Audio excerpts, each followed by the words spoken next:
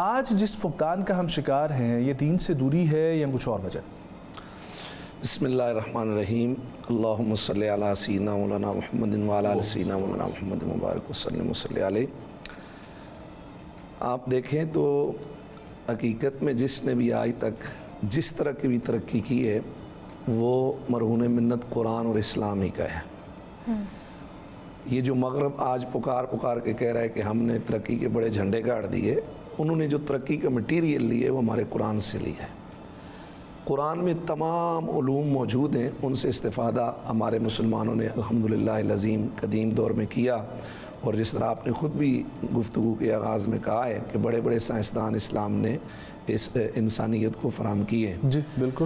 تو آج بھی اگر دیکھا جائے تو یہ مغرب کا کوئی اس میں کمال نہیں ہے، انہوں نے یہ دین سے ہی چیزیں چرا کے اور اسی کو یعنی انہوں نے بیسک بنا کر اس پر ورک کیا، تو دنیا تو یہ عالم اسباب ہے، جو یہاں محنت کرے گا۔ بلکہ مفتی